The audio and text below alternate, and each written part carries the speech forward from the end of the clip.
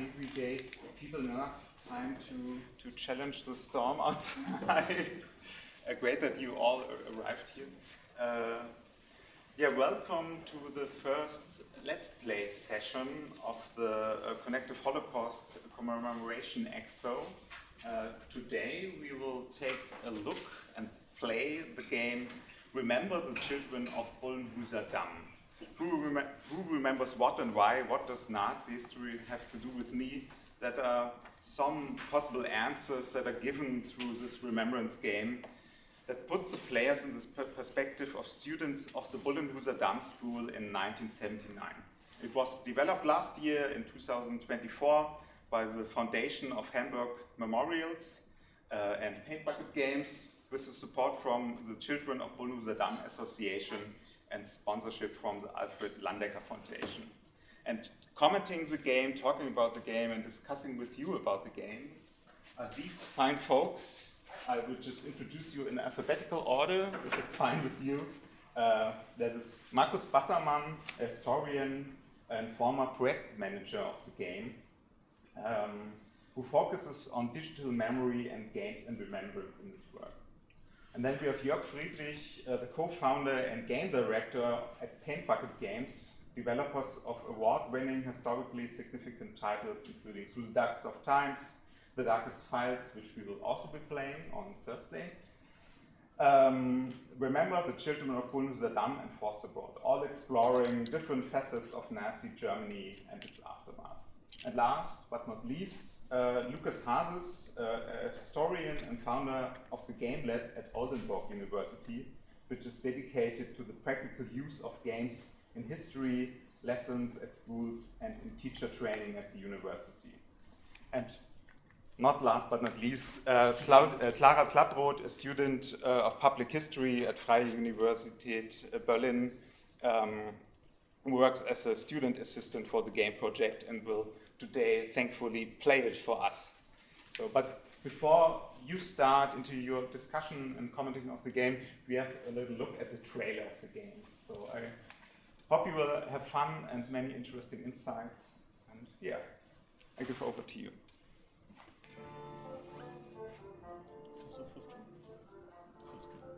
Mein Name ist Carsten. Ich bin Ban. Ich bin Kathi. Ich heiße Betty. Und mein Name ist Aklen. Ich bin Christine, weil es in der Schule ein Denkmal geben soll. Sie haben eben gesagt, Sie wären im neuen Gange gewesen. Meinten Sie damit? Ihr Vater war ein Verbrecher. Die Täter wollten die Gedenkstätte in der Schule zerstören. Geschehen. Kinder spielen nach dem Krieg.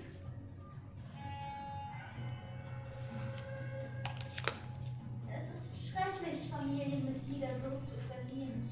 Was für Verbrechen waren das? Das Krankenmorde. Die Gedenktafel. Viel zu leicht zu übersehen. Da müsste viel mehr geschehen.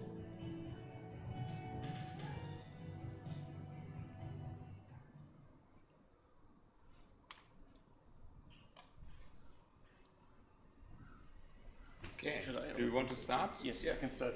Should we maybe directly boot the game in the background? Okay. Yeah, thank you, Christian, for the... Let's get this fixed first. Looks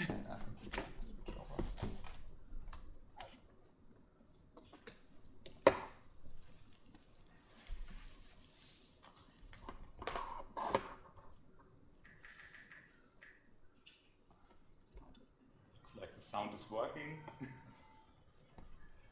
Perfect. Okay. Yeah, just do the screen for a second. Thank you, Christian, for the introduction. Thank you, everyone, for coming here. I'll try to keep it brief for two reasons. First of all, while I was project manager for the game itself, I am not an expert on the Bullenhuser Damm memorial site itself. If you have any questions on that, it's a great exhibition. Iris Groschek is here on the expo and happy to talk about it in detail. I would rather, and there's a second reason why I don't want to go into detail too much, is because if you as a player, as a class start the game, you're also not presented with much background information to the memorial site itself. Rather, what it says right here, that 20 children were killed in April 1945, a few weeks even before the end of the war, and that the building itself was still used as a school afterwards, and it took a certain time for it to become a site of commemoration.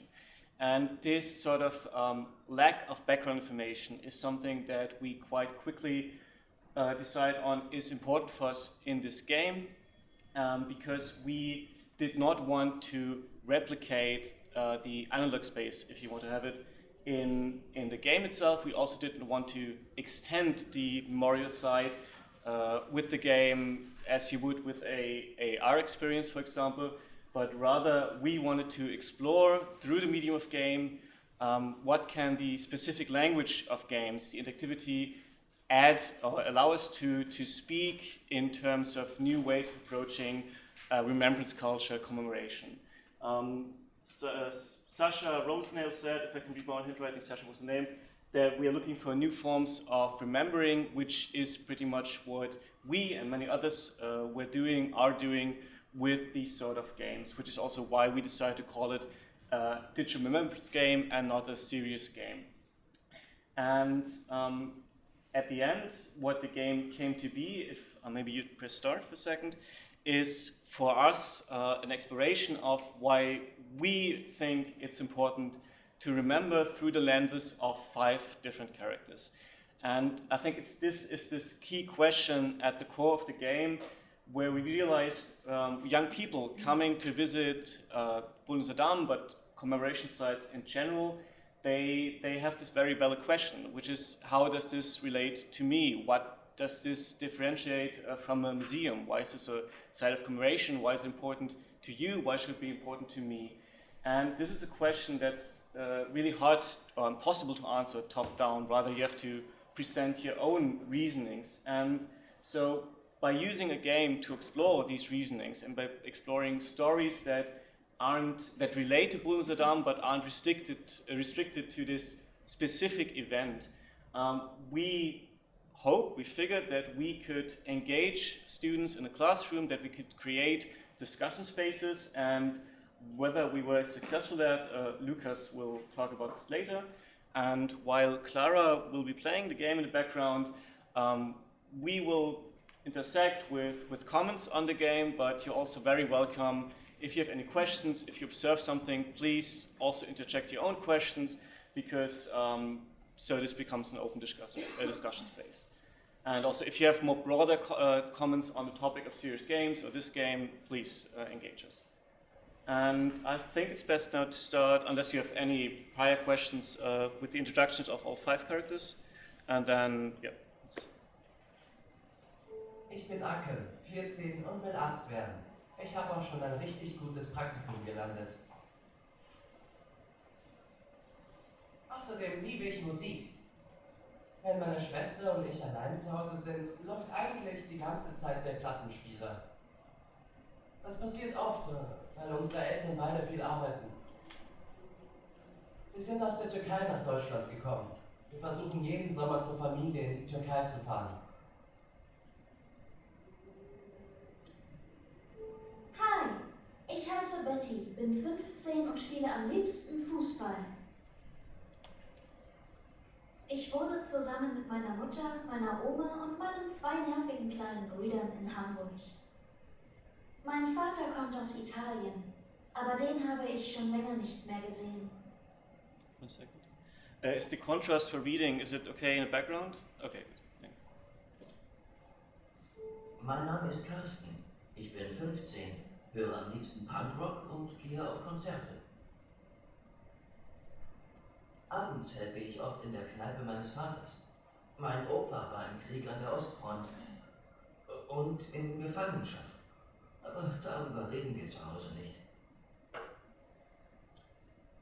Ich bin Kathi, 15 Jahre alt, interessiere mich für Geschichte und koche und backe gerne. Meine Eltern kommen ursprünglich aus Radom in Polen. Meine Oma lebt noch dort. Ich bin Van, 15 Jahre alt, aus Hamburg. Ich liebe alte US-Komiker, Funkmusik und Briefmarken. Ich habe schon eine sehr beeindruckende Sammlung, sagt mein Vater. Und der kennt sich aus. Der arbeitet bei der Post. Ach ja, und ich wurde als kleines Kind adoptiert aus Vietnam.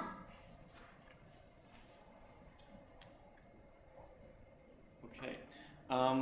Given this, I think it's the first time we're presenting this in an international context. I'd be curious to see if you were playing this, because the game is also available on all app stores for private people, not just in classrooms. Who'd you be initially intrigued by? So if I could just maybe have a sign of hands who you'd be playing first, would be Akun? No one to Betty? Okay. Karsten? There's one Karsten. Kati? Okay. And Van? Okay, that's interesting. We were, for this presentation, for purposes of certain credits, we were either looking at playing Karsten or Kati. Are we still going with Karsten? Okay, I'm getting strong sense for Karsten. I'm very happy to talk about Van later, but let's go with Karsten for now, because he allows for us to go into certain aspects that we would like to talk about. So let's start with Mein Karsten. Name ist Karsten. Abendzeit. Hamburg 1980. Ja, just. Carsten, hast du mal auf die Uhr geschaut? Ich komme ja schon.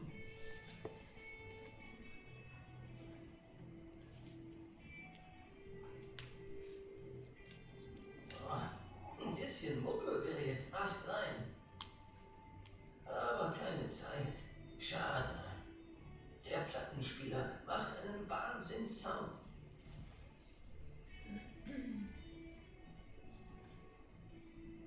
Na, Lucy, bist du auch so müde wie ich? Du hast es gut. Du kannst zu Hause bleiben und noch ein bisschen pennen. Ich bin etwas neidisch. Straßengang. Beste Band der Welt. Und heute Abend sehe ich sie endlich live. Das wird bombastisch. Punk ist Freiheit. Straßengang. Jetzt kurz pausieren, nachdem es kommt. Mach einfach noch einen Schritt weiter und dann. So maybe just a comment quickly on this first screen. As you probably have noticed, it's very lively, but it's also in a sort of a sense very mundane. And all characters start similarly to this. That they start in their children's room, and it's in essentially no way related to the greater topic of Holocaust remembrance, if you would have it. But rather, we, in the first in the design process, realized this helps us a lot, and maybe Jörg can add to design a bit later, in establishing a character without having to say much, and also establishing a character that's much more relatable if you're a young person in a way, although this plays in the 1980s, that's in a way relatable. It's a person living their lives without being concerned about greater societal context or whatever they have. It's just someone living their own private life, and having these initial screen helps us both in terms of establishing first gameplay mechanics in a very simple setting. As you've seen, you've been collecting these little items which sort of represent memory tokens, these little nuggets of memory you have if you start to think about something, but also simply establish the character. Maybe if you can add on either how, because I realized I never asked Lucas how this worked with pupils, because it's something that's, you play something, you know it's about somewhere related to National Socialism, and then you start on a screen like this. Yeah, maybe I could start by saying that in our game lab, we use games in cloud, and we also test games. For instance, this game we tested as a focus group, and we tested it in a school where a lot of different school forms are in, and a lot of different kids.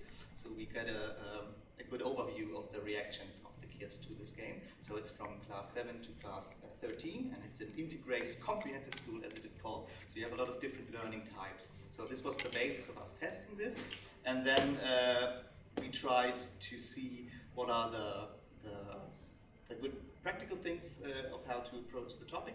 And in this regard, it was very helpful that the game played in the, as you said, 1970s, 1980s, because as the students said, that was very close to them. So these characters, these teenage characters, could have been their parents, for instance. So they had a relation right away, and so it was easier to them to get an immersive effect. So they very quickly identified with the characters. They really wanted to play the characters. Like in your view, they decided on different characters, but they mostly decided for Carsten because he was the punker, he was a cool guy, and so they went with him. And also some of them said, oh, my parents were punkers too, and this was cool, and so on. So they really immersed themselves. So it helped to get the connection to the game right away and to feel also comfortable, which is important at the beginning, before getting to the actual context of the game. Yeah, I mean, pretty much said it all, right? I think something that we decided on pretty early is that we have this kind of point-and-click adventure gameplay. So you just have to click at things that are interesting and highlighted, but with no or very easy puzzles, because the last thing you want is that the pupils get stuck, except one, get stuck during a lesson and get frustrated. So that's pretty much what we did. I would rather talk while we are in a memory. I think there's more to tell there. Yeah. So maybe just leave. Tschüss, Matt. Wir sehen uns viel zu lange nicht mehr.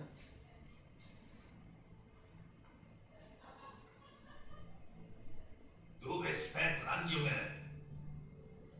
Ja. Ich komme schon noch pünktlich. Du musst noch was essen. Kein Hunger. Wie du willst. Aber denk daran, heute Abend hast du Schicht hier. Was? Nein! Heute Abend ist nicht. Warum denn nicht? Yeah, this is one mechanic maybe. Yeah, you're right. It's rather than classic, so most point-and-click adventures, they have these kind of item interactions, right? So you collect the key to open the door. The most simple one, what we went with is rather than classical items, you collect memories. And these become topics that you can use then in conversations. And sometimes you have this kind of conversational puzzles where you need to use a memory that you collected sooner to then move on in the story. Like here, you can talk with your father about the record player or about the band, Carsten's favorite band. So let's talk about the band. Da spielt Straßengang in der Fauna. Außerdem brauche ich noch 10 Mark. Nichts da, ich brauch dich hier. Zum Konzert kannst du ein andermal gehen. Was? Nein, die spielen nie. Das ist voll ungerecht. Ich sag dir mal, was ungerecht ist. Als ich so alt war wie du, da hatten wir nichts. Gar nichts. Wir haben die ganze Zeit gearbeitet. War ja alles kaputt gebombt. Und das mussten wir alles wieder aufbauen. Sogar eine Schule. Eine Schule? Allerdings. Deine Schule hab ich wieder aufgebaut. Mit meinen eigenen Händen.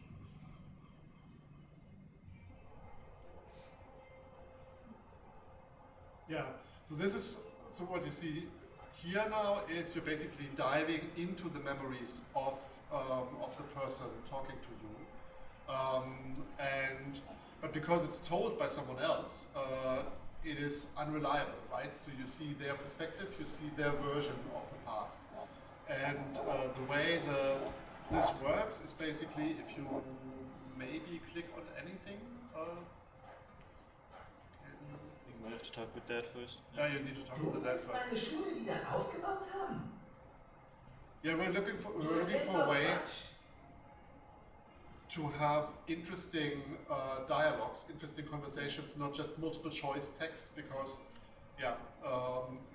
students don't like to read too much, and it's already a lot of text. So we were establishing a system where while you're in memory, whatever you click on, that is basically a question you ask the person in which memory, in whose memory you are.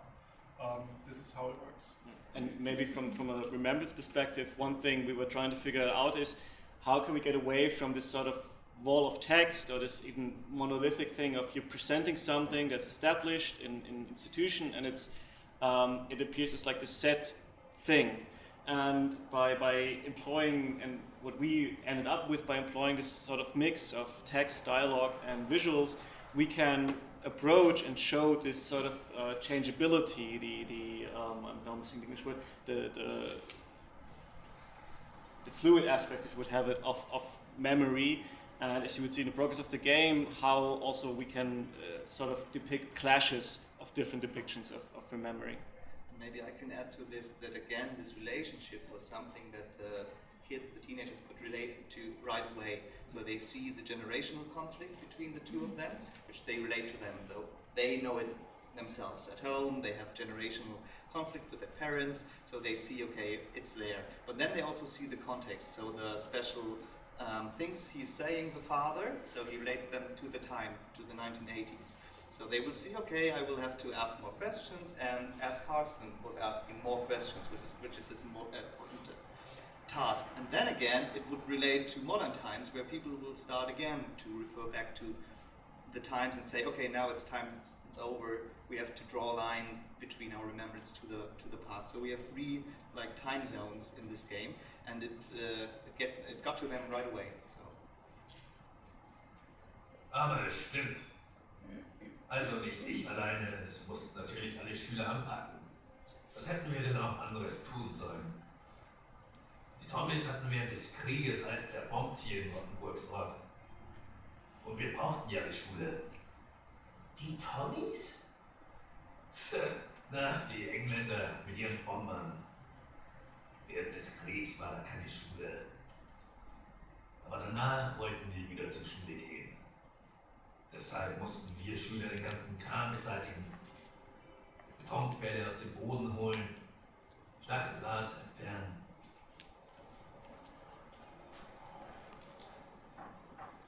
Stacheldraht? Betonpfähle? Warum gab's da überhaupt so Zeug? Keine Ahnung, woher soll ich das denn wissen?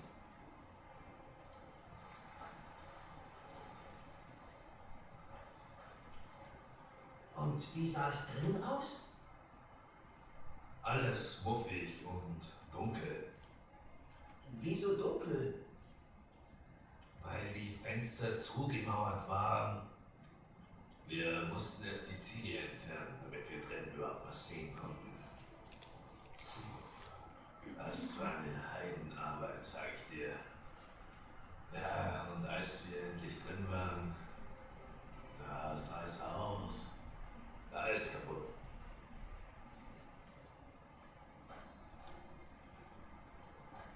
Hä? Aber warum waren die Fenster überhaupt zugemauert? Musst du nicht schon längst in der Schule sein? Hamburg 1918. Maybe I Mach, can dass du loskommst. Just a little note that we've also visited the memorial site. So this was very important to link the visit, so the building, with the game. So looking back in time, bringing together the story with the actual place was very important. So they have, though they could see the place in different time zones. So again, it's very important to relate to them. Sei pünktlich um 6 wieder hier, für eine Schicht. Ja, ja. Aber was ist jetzt mit dem Konzert? Okay, pass auf. Du kommst ein bisschen früher, um 5, arbeitest. Ich gebe dir die 10 Mark und um 8:30 kannst du gehen. Mega. Einverstanden. Danke, Papa. Schon gut. Jetzt mach los.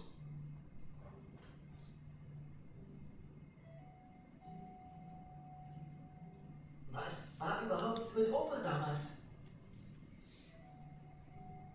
Was hat der eigentlich genau gemacht? Dein Opa war Soldat. Das weißt du doch. Ja, aber was für ein Soldat? Wo? Was hat er da gemacht? Der war an der Ostfront und dann in Gefangenschaft. Und danach hat er sich das alles hier aufgebaut. Du Du solltest ihm dankbar sein. Und jetzt reicht es mit der doofen Fragerei. Aber Schluss!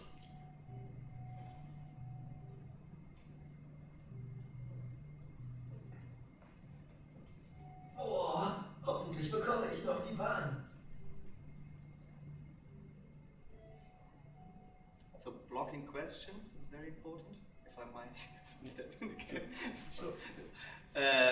Blocking question, and again, this is something that relates to modern times as well. So people are telling the stories again. So if you look on social media, they are telling the story of their great-great-grandparents again and making this possible. So it's also important to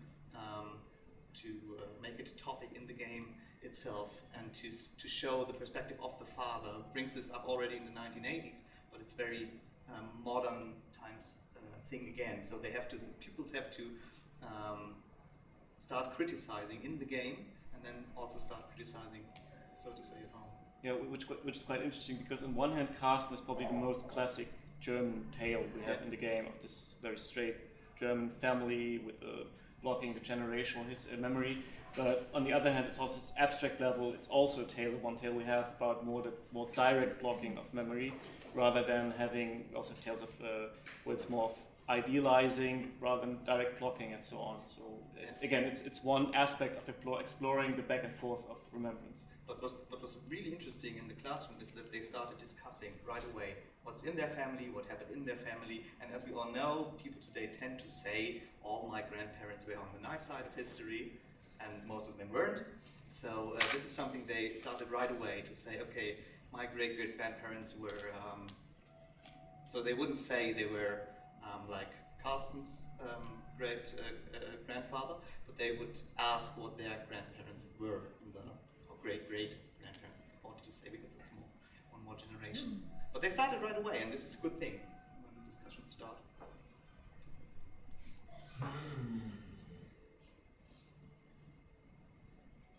Straßengang. Die sagen die Dinge halt, wie sie sind. Das finde ich voll stark. Ich lasse mir auch von niemandem sagen, dass ich was nicht machen oder hören darf. Sagen wir jetzt was dazu? Oder? Let's. Would you? Oh, yeah, sure. So where we are right now, and by the way, because the game has been played before, it's skipping the short tutorialization. We were thinking a long time about how we can link the fictional narrative we have, although it's related to, of course, Realgeschichte, the real history. And quite late in the development process, we arrived at the solution of what we call essentially memory palaces, which intersect the minor chapters in a story. And on one hand, they serve a gameplay function in that they allow you to slot in those memories. They sort of like a minor reward, and Jörg can probably talk about in more detail about that. But also they serve a higher purpose, if you want to put it like this, at the end of the game, which I think I'm not going to spoil, but rather it has this sort of in between being rewards in between chapters, but also allowing us as the historian, as the commemoration side, to tie it all together at the end. And I think it's best to showcase that later on rather than telling it now. Yeah, pretty much. Mein eigener Plattenspieler von Philips. Die Tonqualität ist so gut. Das ist bestimmt, weil es Philips schon so lange gibt. Früher haben sie Radios gebaut, da ist das ja auch wichtig.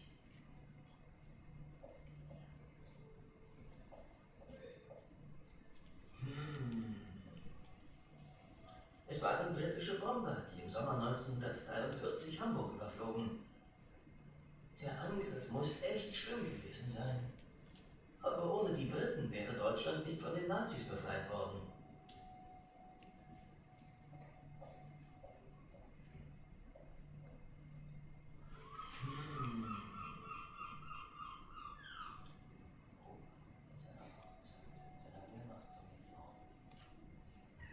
Papa will nie darüber sprechen, was Opa gemacht hat, bevor er die Kneipe hatte.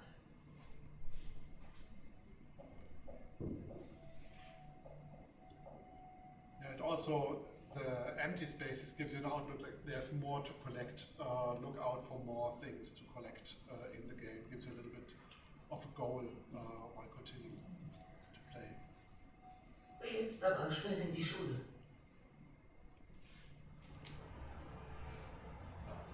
Mist! 30 Minuten zu spät. Oh, da wird die Wohlheit wieder Ärger machen. Besser, ich schleiche mich hinten rein.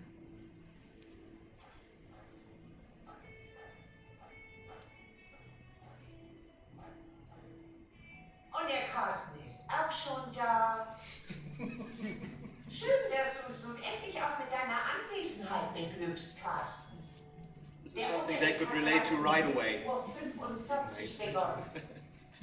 Und jetzt ist es 5 Minuten nach 8. Möchtest du uns dazu etwas sagen? Wie bitte? Ich habe dich nicht verstanden. Möchtest du es so sagen, dass alle dich verstehen? Ich habe gesagt, Sie können nicht mal. Was? Das wird Konsequenzen haben, junger Mann. Raus hier, melde dich beim Hausmeister, damit du mal was Nützliches zu tun bekommst. In meinem Unterricht bist du heute nicht mehr willkommen. Dann verpasse ich ja nichts. Wie bitte? Ah, Carsten, du schon wieder. Und was hast du diesmal angestellt? Gar nichts. Also wie immer. Aber schön, dass du kommst. Ich kann durchaus etwas Hilfe gebrauchen. Auch Ihnen helfe ich gerne. Gute Einstellung, Junge. Mach dich gleich mal nützlich. Bring mir meinen Hammer, ja?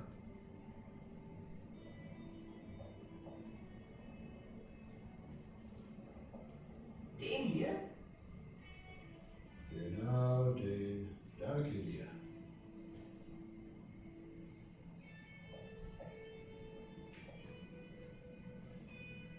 Ihr Hammer. Dann wollen wir mal. Again, this is a scene where you could do more exploring, more dialogue, but for the sake of brevity, which is basically moving to the important bits. Wir müssen die Nägel aus dem Altholz entfernen, damit ihr das im Werkunterricht benutzen könnt. Herr Weber? Ja, Kann ich Sie was fragen? hier. Sobald du mir Altholz gebracht hast. Puh, voller Nägel. Seltsam. Das sieht aus wie ein Bettgestell. Wie ein Stockbett oder sowas. Warum stehen so viele davon auf dem Dachboden?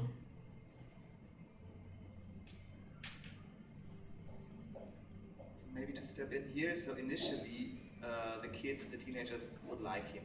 So they would sympathize with him, with Mr. Weber. They would say he's a nice guy. He's there to meet Carsten, not only there, but often, because he's a punk. So this is very important as a first step, so they would familiarize with him. And maybe also to add, Mr. Weber is a good representative of how we approach many characters in the game, in the sense that he's fictionalized, but he's also a compositor of real events, so especially with regards to the, I forgot the word for Hausmeister, handyman. Janitor. Thank you. The janitor in the school. There wasn't janitor before the events that took place at Bullenhuser Damm. There was also janitor shortly after the war, and we were using certain actual sources that were flowing into creating this character. So that's something that's shared in all chapters, all stories we're telling. We're using these sort of compositors to allow us to integrate real events into this fictionalized narrative. Hier, das Altholz. Danke dir, Junge. Sagen Sie mal, Sie sind schon sehr lange Hausmeister hier, oder? Ich war sogar schon vor dem Krieg hier Hausmeister. Mein Vater hat mir erzählt, dass er nach dem Krieg helfen musste, die Schule aufzubauen. Das ist gut möglich. Die Schule wurde nach dem Krieg auch von Schülern wieder flott gemacht. Es war ein Glück, dass das Gebäude noch stand. Wegen der Bomben? Die hatten damals alles platt gemacht hier. Halb Hamburg, ganz Rotenburgs Ort haben die platt gemacht.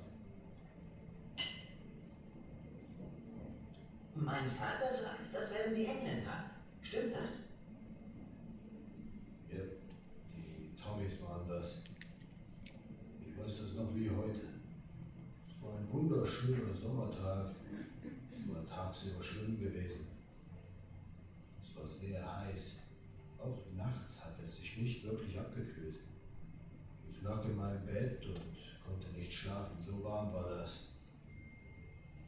So in the teaching material, the kids, the students had to write down the different memories of the different characters. So they had Herr Weber, and they had the father, which is already kind of same narrative, but a bit different, always linked to the individual case, and then we'll get more stories later in the narrative.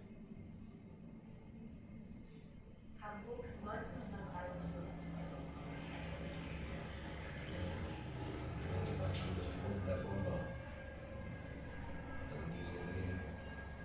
Dann war sie vorbei mit Schlafen. Eigentlich musste ich zur Schule, zur Brandwache. Aber Hatten Sie Angst? Och, du. Das weiß ich heute nicht mehr so genau. Wahrscheinlich schon. Aber sicher auch nicht so. War ja nicht unser erster Fliegeralarm. Und meistens war dann auch nichts. Aber diesmal war schon was. Das kannst du laut sagen.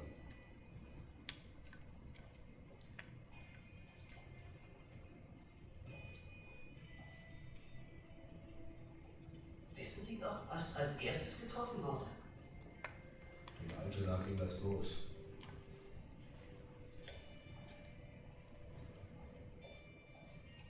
Dann Eimsbüttel und Urluft. Flächenbrände überall.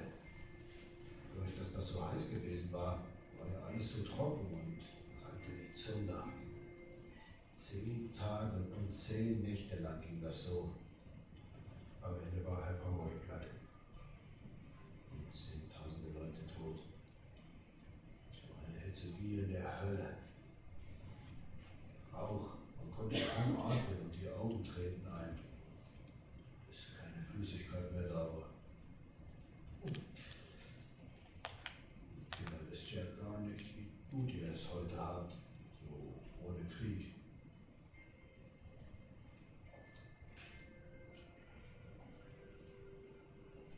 Was war mit der Schule? Die wurde nicht getroffen? Wie gesagt, es war reines Glück. Die Schule blieb als einziges hier stehen. Hamburg 1943. Nach dem Angriff wurden wochenlang die Trümmer weggeräumt. Ah, verstehe. Und da haben dann Schüler wie mein Vater Trümmer weggeräumt? Nee, das mit den Schülern war viel später.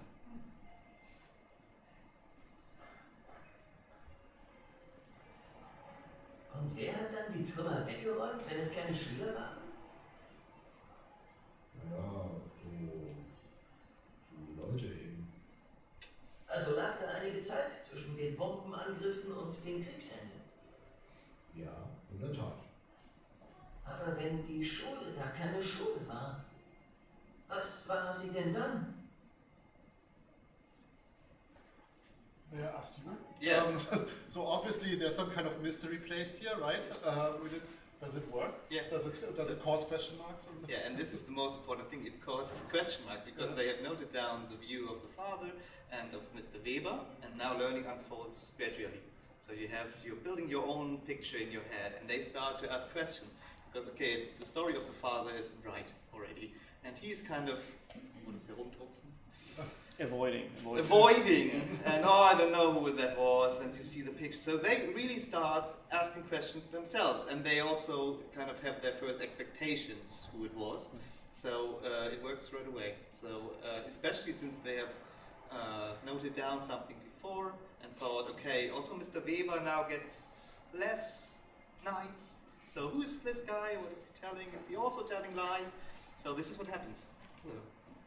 And maybe just add one thing we noticed during development, for me as a historian, establishing a narrative in a way that you have this unchallenged view of the Brits bombed Hamburg and this sort of sympathy creating narrative of how bad it was and so on. It sits wrong as a historian because you always want to add footnotes and go into more detail, but it's something that we had to do for the game because as Lucas described, allowing students to first, in a way, accept or narrow down these versions of the stories, and then arriving at the challenge themselves, rather than presenting them to them directly, completely nuanced and in all complexity, apparently works well as we intended. That's, if I might add, that's a frequent discussion we as game developers have with historians, because we need a mystery and we need, for meaningful exploration in a game, and that's what you want in a game, we need to have mysteries unsolved to a certain point, and yeah, that's just, otherwise it doesn't work, right?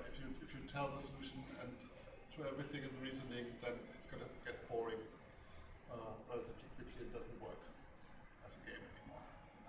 That's the very first step in the story of Carsten, where they start asking the question, what does this have to do with me? So I have to think myself. I have to start thinking. I have to start asking questions. So this, and then it unfolds and unfolds. So it will get more, you will see. But this is exactly what you wanted to achieve. So.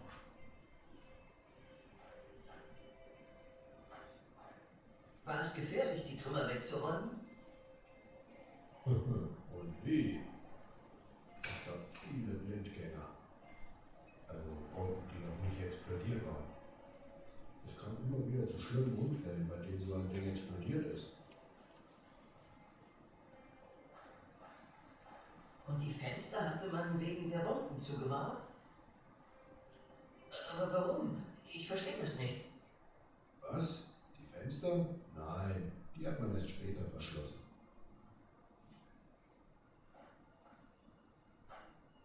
Und warum hat man sie später verschlossen? Die Fenster wurden richtig zugemauert. Mit Klinkersteinen und Mörteln. War schwere Arbeit, die später wieder zu öffnen.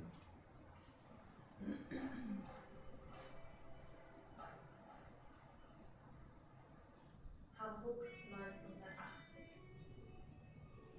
Das reicht dann auch für heute. Es ist ja schon Schulschluss. Schau, dass du nach Hause kommst. Ich helfe Ihnen aber gerne noch ein bisschen. Außerdem finde ich spannend, was Sie von früher erzählen. Mein Vater blockt immer alles ab. War eine schwere Zeit. Die Leute werden nicht gern daran erinnert. Wir können gerne das nächste Mal weiter plaudern, mein Junge. Also gut, dann eben nächstes Mal. Der Hausmeister ist nett, aber ich habe das Gefühl, das war auch nicht die ganze Wahrheit. Aber jetzt ist endlich Schluss. Also, bloß raus aus der Schule. So they start realizing he represents conformism under dictatorship. So that's when they understand.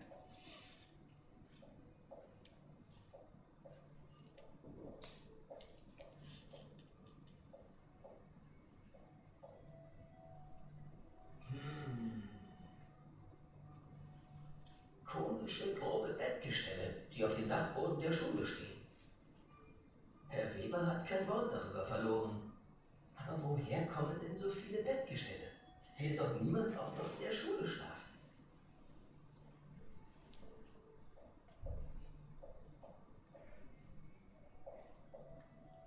Warum können die Erwachsenen nicht einfach erzählen, wie es war?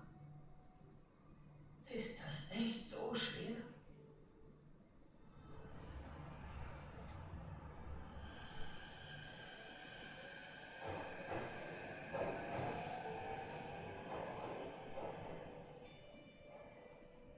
Was soll ich machen? Räumt euch mal den Tisch da vorne ab. Okay.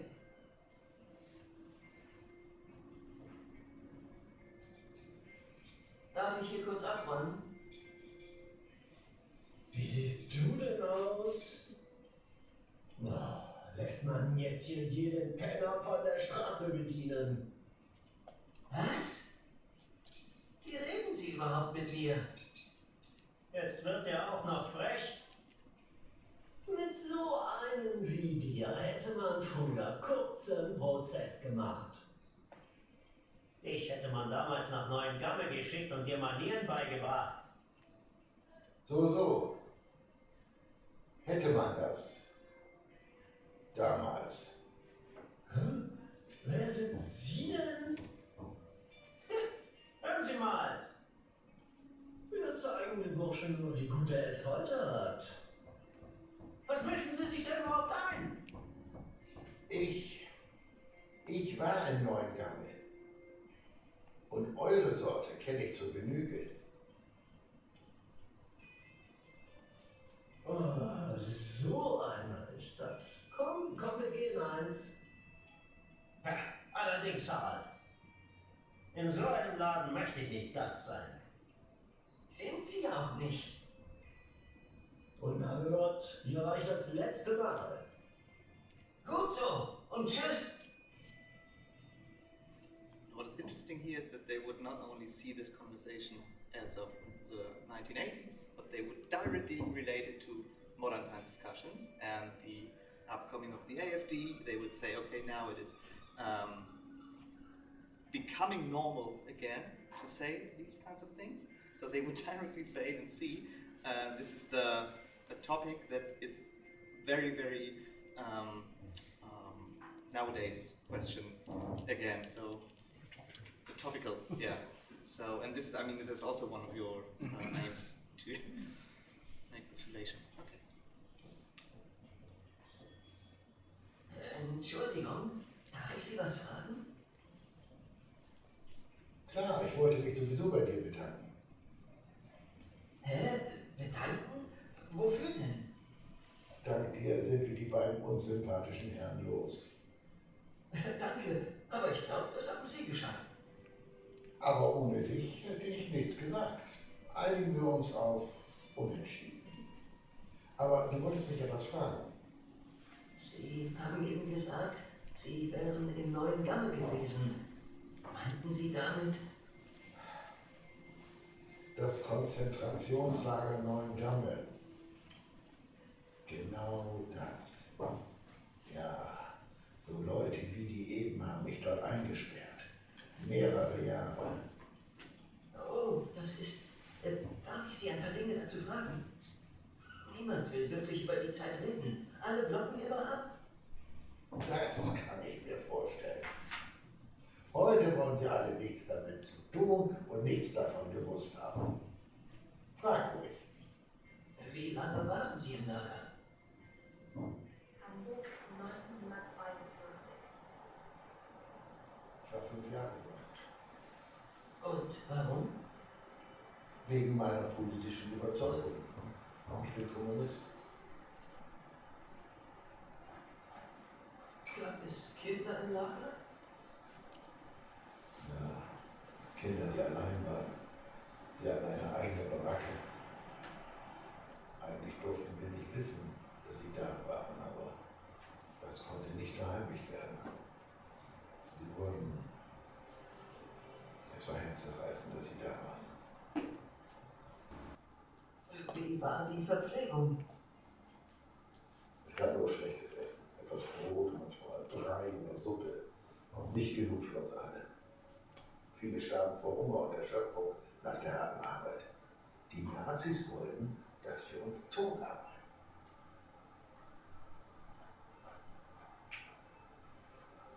Wie haben Sie es geschafft zu überleben? So genau kann ich dir das gar nicht sagen. Ich hatte sehr viel Glück. So viele Kameraden starben. Vor allem Kameraden aus Osteuropa wurden nicht menschlich behandelt. Viele hat die SS dort ermordet. Das waren über 40.000 Tote, die die Nazis auf dem Gewissen haben. Wie kann man so viele Menschen ermorden? Wir waren nur noch eine Nummer für die. Keine Namen, keine Menschen. Wir wurden in Gruppen eingeteilt und mit Winkeln markiert. Ich hatte einen roten Winkel. Das hieß politischer Häftling.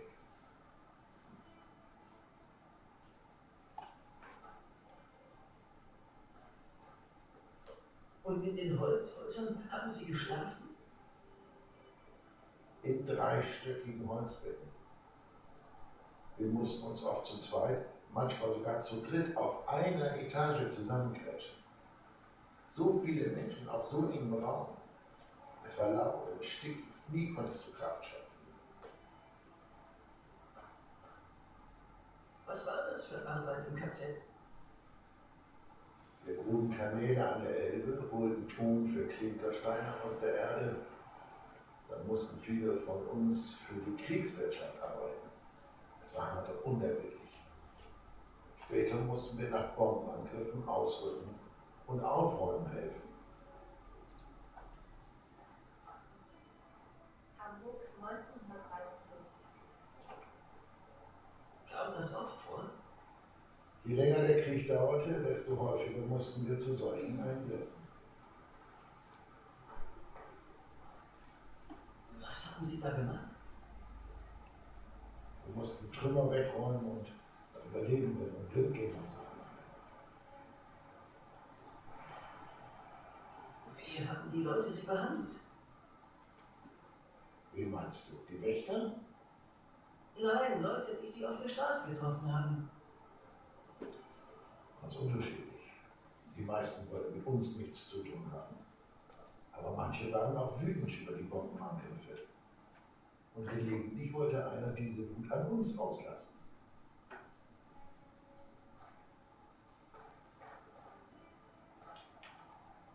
Blindgänger? Also Bomben? Genau. Das sind Bomben, die nicht explodiert werden und irgendwo in den Trümmern stecken. Oh, klingt gefährlich. Das war es auch. Mehr als einmal hat es einen von uns erwischt, weil die Bombe doch noch hochging. Wie waren diese Einsätze für Sie? Schlimm. Am schlimmsten war es im Sommer 1943. Alles war in Trümmern. Nach dem großen Bombenangriff lag alles in Schutt und Asche. Und natürlich musste das aufgeräumt werden.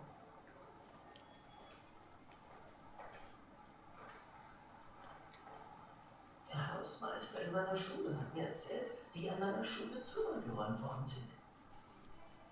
Nach dem großen Angriff im Sommer 1943.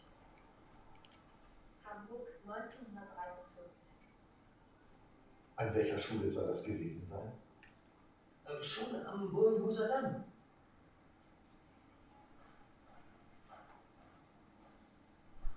Der Hausmeister konnte sich nicht erinnern, wer damals geholfen hat.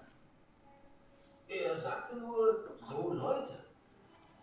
So Leute. Die haben wir KZ-Häftlinge geräumt natürlich. Nicht erinnern, dass ich nicht lache. Natürlich erinnert sich dann lieber Herr Hausmeister. Er will nur nicht zugeben, dass er genau weiß, wer ihm damals die Drecksarbeit abgenommen hat. Aber da ist er nicht alleine. Keiner von denen wird sich heute daran erinnern. Und glaub mir, das waren viele, sehr viele.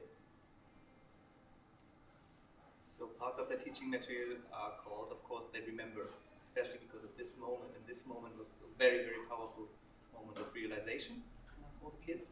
So now they bring all the different stories together, also all the characters, the school itself, the history of the school, and also the fate of the kids. Yeah, And again, sorry, no, go ahead. yeah, maybe it's interesting to add that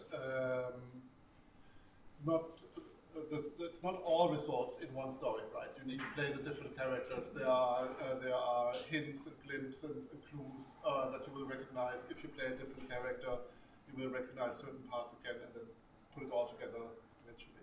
Yeah, exactly, because it's just, instead of presenting as you would do in a current day history book as that's what happened, and oh, by the way, some people refuse to remember it like this, you have this actual narrative of different remembrance aspects leading to this conclusion.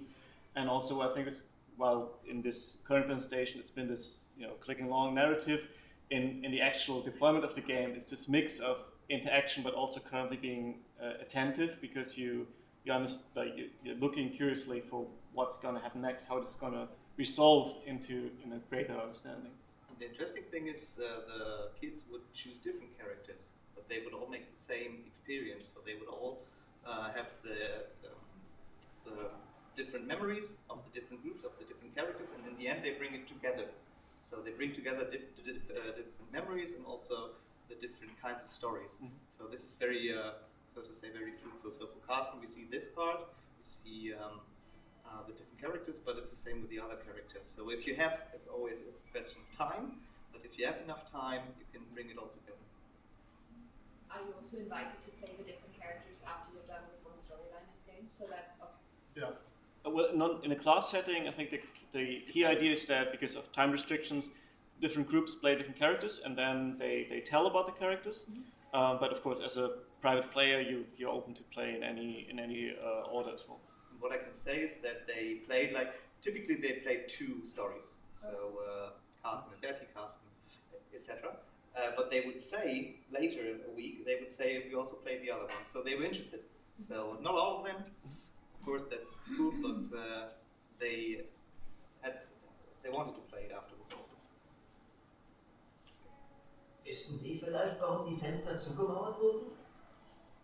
Ich kann mich nicht erinnern, dass damals die Fenster zugemauert waren.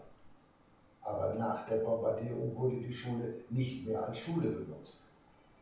Es wurde stattdessen ein Außenlager des KZ Neuengamme eingerichtet. Vermutlich wurden die Fenster deshalb vermauert. Oh, daher der Stacheldraht.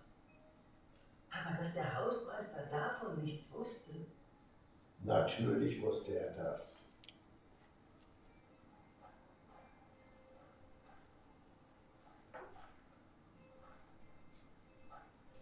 Wissen Sie noch mehr über meine Schule?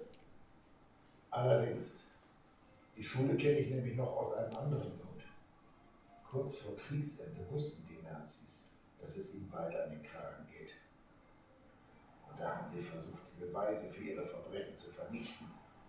20 jüdische Kinder aus dem KZ Neuengamme haben sie da im Keller ermordet. Wie kannst du das nicht wissen? Ja, jetzt wo Sie es sagen. Es gibt da eine Gedenktafel. Richtig. Aber das reicht nicht. Das hast du gerade bewiesen.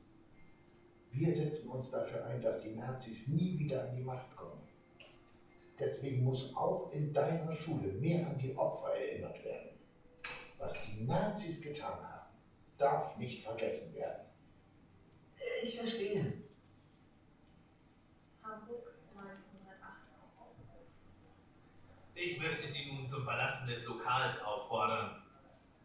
Stört Sie, dass ich Ihrem Sohn die Wahrheit von damals erzähle? Mein Sohn lernt alles, was er wissen muss, von seinen Eltern und in der Schule.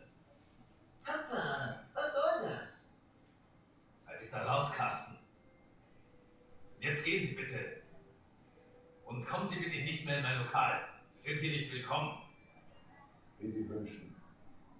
Scheinbar hat es nicht von Ihnen, aber Sie sollten stolz auf Ihren Sohn sein. Das ist ein guter Junge. Wiedersehen.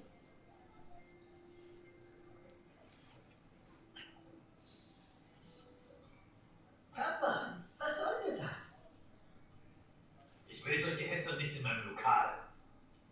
Hä? Wieso Hetzer?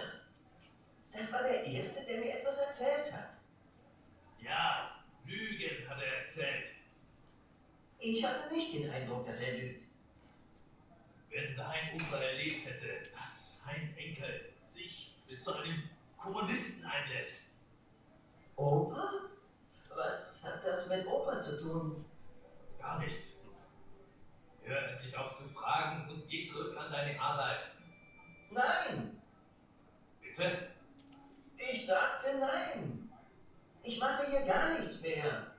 Und überhaupt, ich muss jetzt weg. Das war unsere Abmachung. Wenn du glaubst, dass ich dir nach dieser Aktion den Lohn für heute Abend zahle und nur damit du auf das Konzert dieser Krawallband gehen kannst, da hast du dich getäuscht. Dann zahle ich ihm keinen Lohn.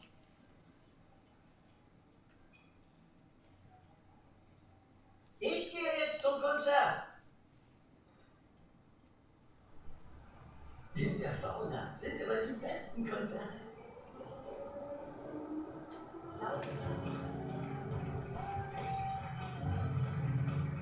Straßengang!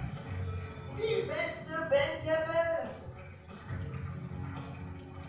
Aber jetzt die beste Welt der Welt nochmal aufzuschreiben.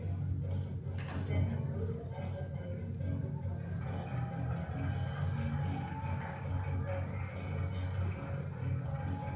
Und schon wieder Schüler. Wenigstens war das Konzert richtig geil. Aber bevor ich in die Klasse gehe, schaue ich mir nochmal die Tafel an. Die, von der der ehemalige Häftling erzählt hat.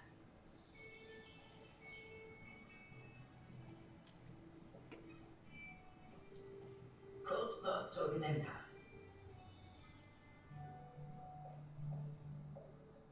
Die Tafel ist wirklich klein und unscheinbar. Viel zu leicht zu übersehen. Ich hoffe wirklich, der ehemalige Häftling schafft es, dass mehr darüber geredet wird. Aber was war mit Papa los? Und was sollte diese Anspielung auf Opa? Ich weiß gar nicht, was Opa eigentlich gemacht hat. Damals.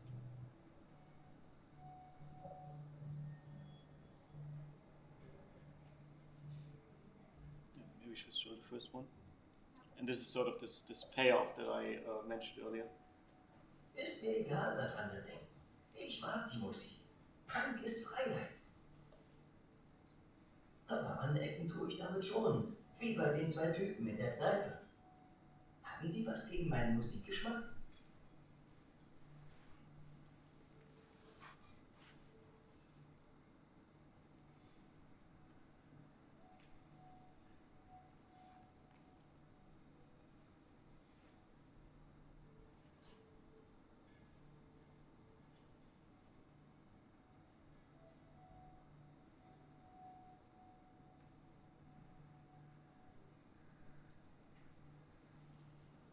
Okay, so what we have here now is basically one challenge we face in the game, and we're dealing with for a long time is on one hand we needed, as Jörg mentioned earlier, a certain freedom to have a narrative that's suitable for a game and where we can explore history, but at the same time there was certain aspects that we didn't want to change and also not to incorporate in the narrative itself.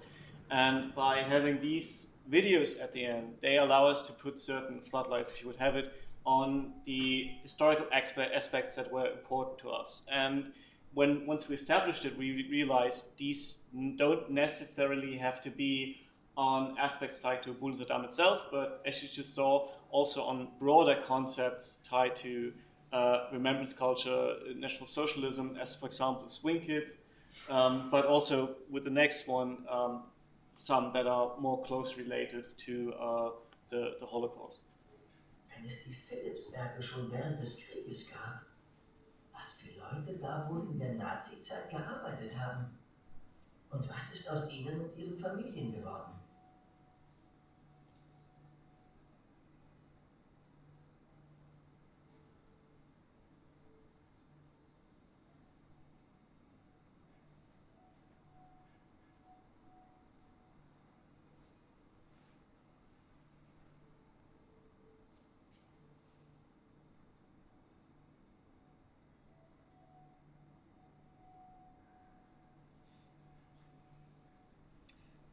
Once again, this was a very powerful moment because they would merge the narrative in the game, playing the game with like the authentic plays and the original sources. And I think this is a very innovative idea to bring this all together also at the end as a kind of, this word exists, aha effect in English as well. So this, okay, it was all based on sources, on stories, and they would realize that. And typically when you use games in the classroom, you would need extra sources, you would need paper, and etc. pp. And in this case, you don't need that because it comes together at the very end. So their process of learning comes together with original sources in the end, and then again they could, if they want, look deeper into the stories like the Philips thing or other stories, the background in Poland and so on. So this is very helpful because they themselves would decide, okay, I want to learn more about this. Herr Weber und mein Vater erinnern sich nur an die Bombennächte. Aber mit dem Kriegsende waren ja wenigstens die Nazis endlich weg.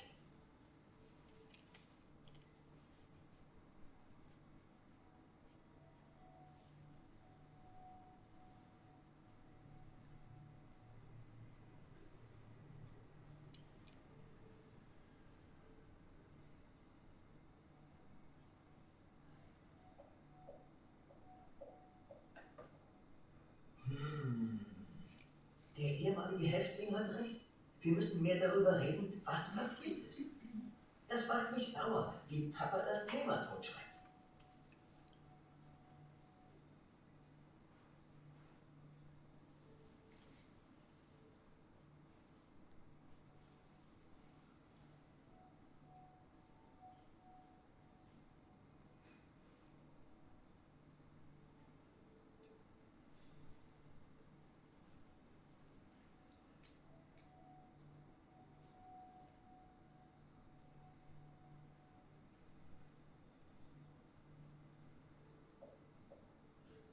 When I was in school, we had the task to ask our grandparents how the time was and to ask them questions. And I still have these, although they are not alive anymore. And they're very precious things to have. But it would really match the stories here. So they will only tell their own stories, also most of it positive. So, but pupils today won't have this chance. They can ask their grandparents, but they don't have the direct contact with people still alive. So I think these kinds of formats are very, very important. In this void in some way.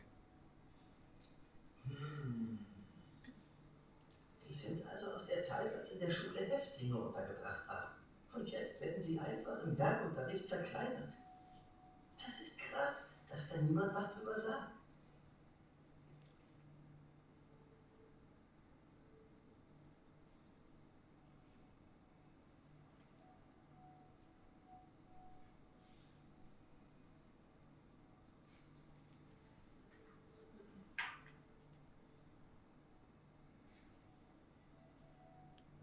Typically it's only a gimmick to find objects in serious games, to pick here, to pick there, but there you have a story behind every object you find. And this again was very powerful. The wood in the attic, yeah. So this was really that got them right away because it's so simple. Oh, what's that wood there? And then at the end they bring it together with the actual pictures. Häftlinge aus dem KZ Neuengamme mussten damals die Trümmer aufräumen. Warum wird uns in der Schule nicht mehr dazu erzählt, was die Nazis den Leuten angetan haben? Zum Glück habe ich jetzt mehr gehört. Aber eben nicht von Papa oder Herrn Weber.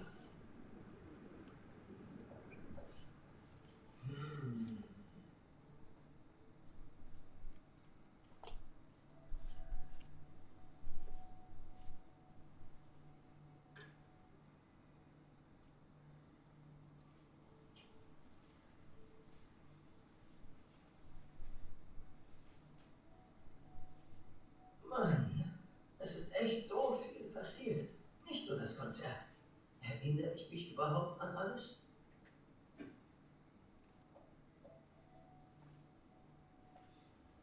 Okay, that's one playthrough. Do you have any immediate questions to? Yes, please. Just one question, maybe I missed it at the beginning, but why did you use the 80s setting? Yeah, I didn't mention that. It's something, for one reason, the school was actually used after the war up until the 80s, and the transition to the current day commercial side started in the 80s due to mostly the activism of one journalist, Stern. And, but also, we neither did want to let the game play directly during the 45s, during the actual events of the murder, but also not in current day events. We wanted to use this sort of in-between time to tell stories, because for one, they gave us a lot of freedom in how we depict these eras. I mean, it's sort of this thing you would call magical realism of the 1980s. We didn't really look at sources of like how is this all accurate, how we depict in the 80s, but they feel accurate enough and people can relate to it, both in the generation of students and older. And it gave us this freedom of telling stories that we are also, in our generation, quite well accustomed to. These explorations of your own parents, exploring the history of your own parents and grandparents. So yeah, it's hard to pin down in a single answer, but we quickly realized it's very good for the story we want to tell and to explore these sort of stories and avoid certain pitfalls that come with placing it either earlier or later. So, and maybe Lucas, you can comment on how that works. Created a bridge. Created a bridge between nowadays and the 1945s, and it also it made perpetrators and victims and witnesses still available that you could ask in the game, right? That wouldn't be available today. And one factor which it helps that the game is not outdated so fast. If you have it nowadays, then it will look old in 2 years because certain things have changed already, and you try to be on time. And yeah, with this idea of the 80s, it's not the actual 80s, right? It's also the 80s how we imagine it in pop culture, but that works. It works. And it's still foreign enough for the students, for the pupils, foreign enough to say, oh, this is something different, I want to learn about it, and close enough to say, okay, I can relate to that. Can relate to the characters in the game. It's still like it feels, oh, I could be a punk too, or a football player and the other character. So this really helped, and this was something they directly responded. So it was very good that we could play these teenagers, which are still teenagers, because we can identify with them. And it also makes it easier for them to play this game about such a topic. They said, so it's sometimes even allowed if you, we haven't brought pictures, but if you see them playing, they also smiled in some way, they actually also had fun in some ways, and this was for them, as they said, okay to have these kinds of feelings. And I think putting this into the 1980s helped with that. So they would not start with the feeling, oh, what happens now, and also be afraid because the background story is so tragic.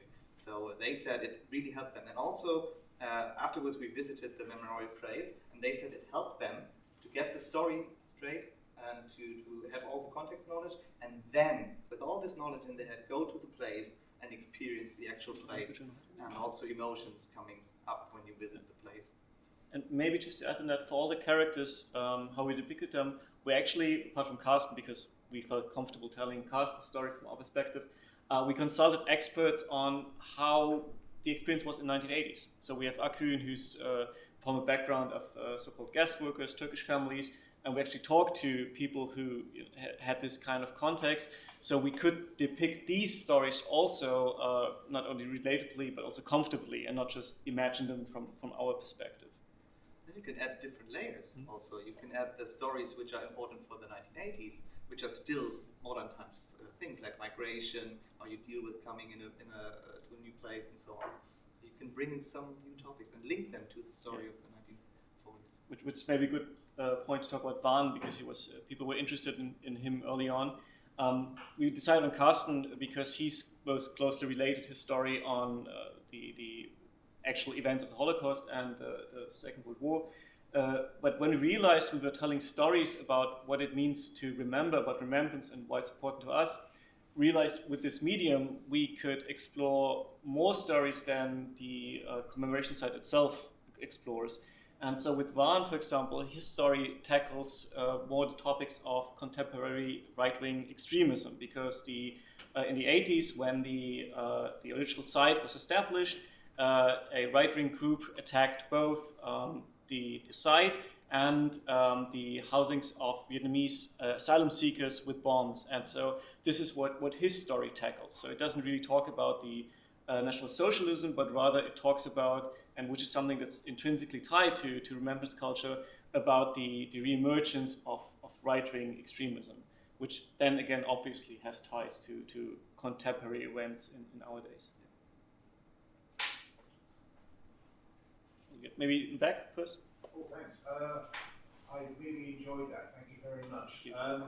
I'm interested to hear about whether there was any friction in the school classes. Was there any pushback from kids who might be leaning towards the AFD? I mean, in the UK, I don't know how far this is the case in Germany, but there's a big concern about misogynistic online influencers like Andrew Tate having a lot of influence on young boys and their attitudes towards girls, and what that might, the implications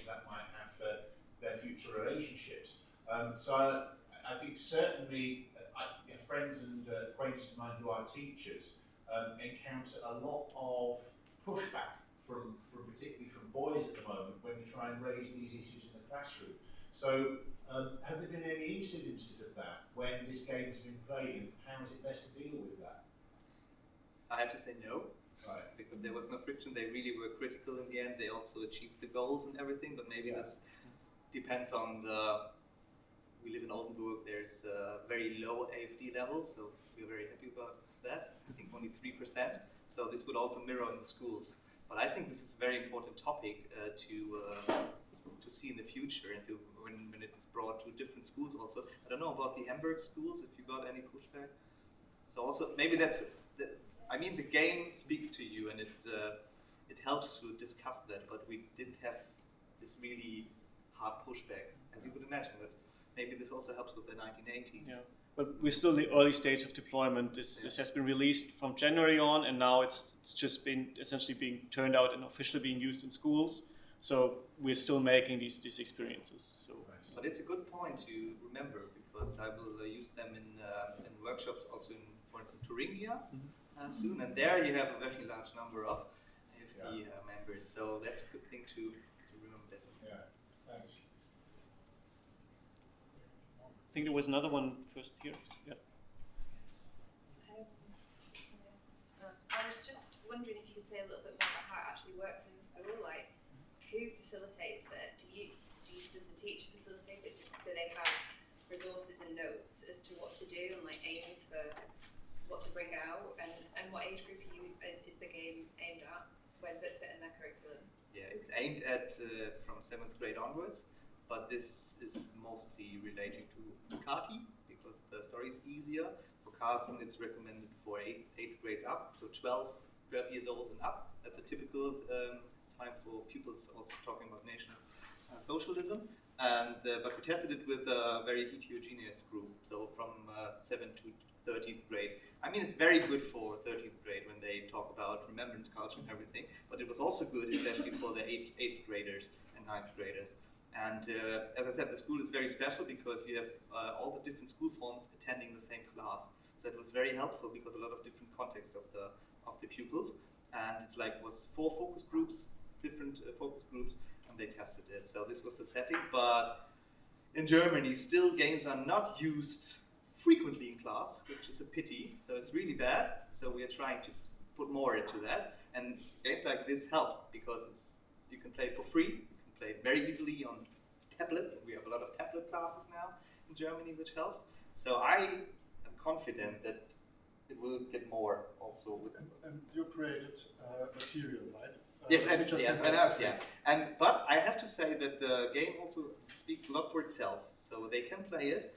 But I also prepared some teaching material to make it more easy, and this will be translated to English also. At the moment it's only in German here, but this helps. So you have some background info, character info, and also some actual teaching stuff, because teachers like to copy things still. We try to omit that, but they still like to copy it, so they have things to copy, also placement method. So a lot of methods you can try to make it easier. But the first step is to bring games to the classroom. And maybe just to add to that, I think one thing we realized in the process was that we tailored the game, of course, to be easily be picked up by students and understood, but we also realized how do we need to some way get the teachers that aren't the trailblazers when it comes to using games in the classroom. So this teaching material is not only made with students in mind, but also with teachers in mind that basically are open to this, but are also a bit hesitant, scared because they don't play games themselves. They are worried about looking naive in front of the students. So this teaching materials has this sort of dual use aspect of both enabling students to experience this game, but also teachers having this very easy segue into deploying this game in the classroom. And it's really step by step. So you have all questions, I hope all questions answered, at least the teachers who used it said it's all right. But there will be more tests. And what I can say is that they use it in class. If they have like step by step, also they use your other games. Because I think one of the questions, if I got a question right, was whether teachers need to pick it up, so they basically download it and go to the website. They have to, yeah. It's not like you come and do a workshop in schools. It's both. Hopefully, they find. I mean, it was nominated for the German Computer Prize, so this helps to make it more known in Germany. So I hope that they will just pick up the teaching and use it themselves. But it also helps to make as many workshops as possible, and also to come to the Memorial site and play the game there. That is very helpful. Yeah, but it's still a lot of initiatives the teachers need. And also in their very busy, I have to say, very busy schedule, so they have to take the time to use games in the classroom. They have to make it as easy as possible.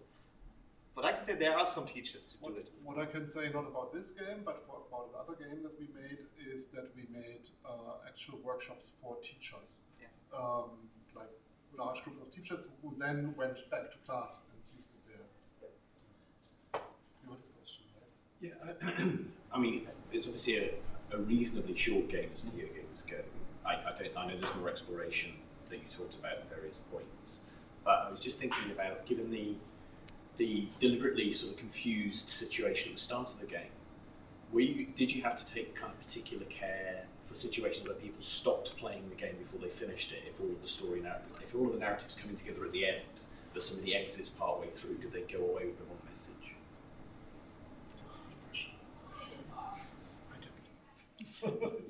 I mean, you tested with students. Maybe before you answer, one thing we had all kinds of grandiose ideas, like how the game could work, and also how can we include the element of frustration. But we quickly realized the restriction of using it in the classroom. First of all, it needs to be basically be able to pick it up and play it. We don't have the luxury of a long tutorial or something, and also it needs to keep people attentive. So we really wanted to avoid any big options for frustration, because unless you're really a gamer and you really want to succeed and you feel challenged, then frustration just stops you playing. So I don't know, like maybe you can add if you have these elements, because people still get stumped, might get stumped. So maybe you can add. So the good thing about the classroom is you have your teacher, you can say, okay, we do that now. That's really good, but you still have to have the time. So the good thing is, again, in Germany, you more or less have 90 minutes now, not in all schools, but many of them. And this helps because you also, as we discussed, you need time for discussion, reflection, and everything. So they have to play it, ask questions, and then the discussion part is very important. So, but you're completely right, they have to finish the story, one story, or have all of their stories finished. And as I said, in classroom it works. I don't know at home. So this is a really valid point. If you stop in the middle of it, you would think, okay, there's Mr. Weber, and so you will, to have the reflective part, you have to, but the good thing is then it doesn't take that long. So, and this is a good thing. And also this now it took a bit longer than we expected, but in the classroom you can really time it very, very good. And also, if you only have 45 minutes, you can play Kati, for instance, or the other Aki, for instance. So as a teacher, you have to play it. You have to play the entire game and all characters to be prepared.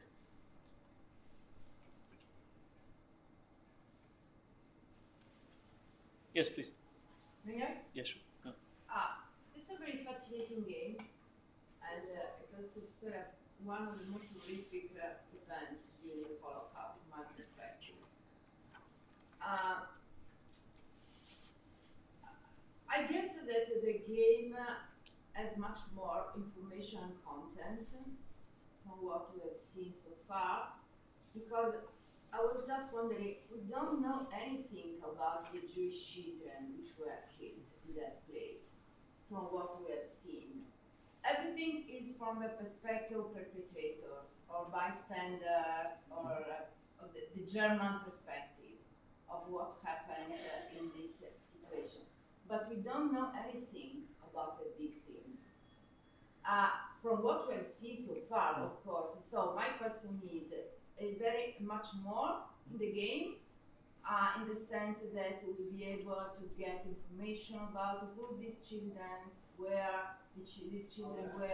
their story. And another thing, another interesting factor of this story is that the children were from many different countries. There was also a child from Italy, I'm from Italy, and we are very aware of what happened to this child in this event. So I'd love to add this game also in Italian language because it could resonate with the Italian audience. And yes, I didn't have a specific question, just a number of thoughts and of feedback in my mind. Can I? Yes, please. So it's great that you say it because actually the story of Sergio de Simone is played in Betty. So it's perfect for an Italian because each and every of these characters depicting one special story. And Carsten was the perpetrator story, and Betty, she's meeting a relative from Italy. So that's why her father is Italian. Yeah. So she's able to talk to him. So each character plays a totally different game, and that's so interesting using it in the classroom because everyone has another aspect of the Bullenhuser Damm crimes. And bring it all together in the classroom, it just works. So it would be far too much to put everything in one game, in one character. So especially the Sergio de Simone story is in Betty, so it's great that you mentioned it. Thank you.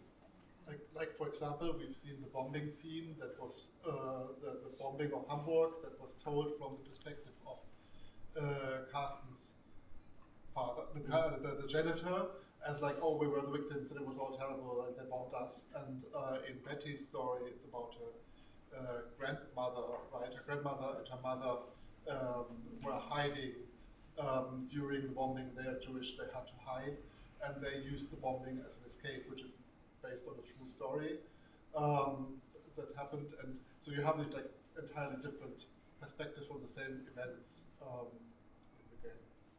So in principle, the game should be played by all the 5 characters to grasp the all content and the all information contained in the game, right? Yeah, you can also put them as different lenses on this topic of both Remembrance and Bullenhuser Damm. And what the question you have is exactly one challenge we had, because we realized we have a tool where we can step away from immediately focusing on what happened to Bullenhuser Damm and focus on more stories. But at the same time, it was important for us to still then come back to these key events of the 20 children and also their various heritages. So this is why Carsten is this story that rightfully so doesn't talk about this aspect, but then with Kati, we talk about the Radom and Polish children. Betty has this both like the Jewish background and the Italian connection, if you would have it. And so ideally, in a classroom, all 5 stories are played, they're all told, exchanged, and you have this these facets all fit together, and you have a full story. In practical matters, what usually works is 3 characters or 5, but they are most of the time it's possible to do 3, so you can have like 3 different perspectives, which is also very important. So, and one last thing I want to say is that still, what is very important is to have an actual visit to a memorial place. If it's not Bullenhuser Damm, it's another, but to bring the game together with an actual place. And for this, it was very good because they would bring together the stories of the characters with the stories told in the memorial place. And this was a very, very formative experience for them, I can say. Because the goal, the goal of the game was to make people curious for the memorial site and to lead them towards and prepare them for it, not to replace the memorial site or the information that is in the memorial site, but yeah, to lead them there. Okay, perfect. We are just slightly over time, but that's fine. It was very insightful. Thank you, Marcus. Thank you, Jörg. Thank you, Lucas. And thank you, Clara, for playing. This was the Let's Play of Remember the Children of Bullenhuser Damm. Tomorrow at 9 a.m. at the same place, you will have another opportunity for a Let's Play. And there you won't just watch and listen. You have the opportunity to have a hands-on experience with Testimony 360, a digital education program developed by the Holocaust Educational Trust, consisting of an interactive testimony experience and a VR exploration of historical sites. So up to 32 people have the opportunity to try it out. There will be a lot of VR headsets here. So make sure to be here on time. Tell others that they will have the opportunity to try out Testimony 360. It will be perfect if the room is full and all headsets are used. Yeah, and I'm looking forward to seeing you here tomorrow. And I'm sure you will be on site all day and open for questions. So should you have any more questions concerning Remembrance, just ask them, or Iris. You can put your red marker here, so everybody knows. No. Okay. Yes. So what's like the game is also available to your card. It's in the arcade, and of course you can just download it for free. So if you tonight after a long conference, if you think I want to play something, you can just download it on I think every iOS or Android device. Yeah. So thank you for being here, for listening, and see you tomorrow for the next lesson.